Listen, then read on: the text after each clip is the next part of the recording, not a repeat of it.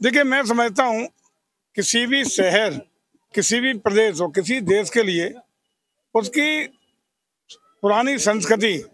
उसकी विरासत, उसका महत्व को रेखांकित करने के लिए और उसकी पहचान को संवर्धन देने के लिए आवश्यक है महोत्सव के रूप में उसकी पुरानी विरासत की पहचान को अगली पीढ़ी तक और विस्तृत रूप देने का लगातार प्रयास होना चाहिए। इसी क्रम में हमारे संस्कृति विभाग उत्तर प्रदेश के द्वारा पर्यटन के द्वारा पूरे प्रदेश के हर जिले में उस जिले के स्थापना दिवस के रूप में महोत्सव के रूप में मनाने के लिए संकल्प लिया गया है। इसके लिए जिला पर्यटन और संस्कृति परिषद का गठन प्रत्येक जिले में किया गया है, जिसका अध्यक्ष जिलाधिकारी को संबंधित जिले के सभी माननीय विधायकगण, एमएलसी, एमएलए दोनों, राज्यसभा, लोकसभा के सदस्य और डेवलपमेंट के जुड़े हुए तमाम अधिकारियों के साथ साथ शासन के द्वारा भी दो दो लोग इसमें नामित करने का काम किया है।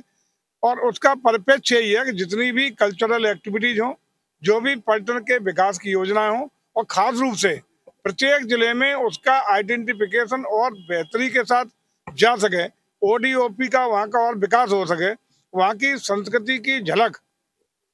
पूरे देश और दुनिया में फैलाव ले सके, इसके लिए मनाने के लिए हम लोगों ने सारे जिलों में 75 जिलों में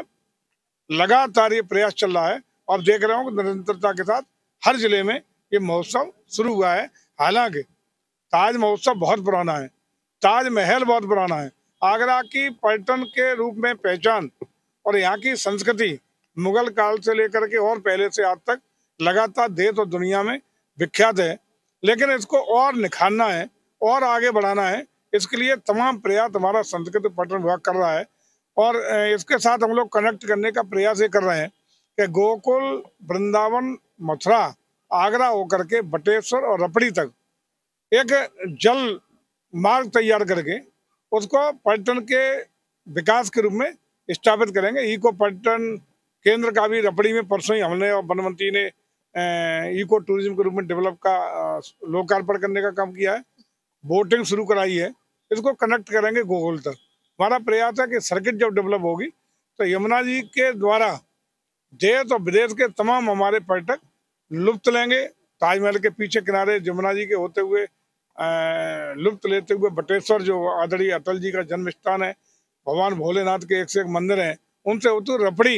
एक जगह है जहाँ कभी डकैतों का क्षेत्र हुआ करता था,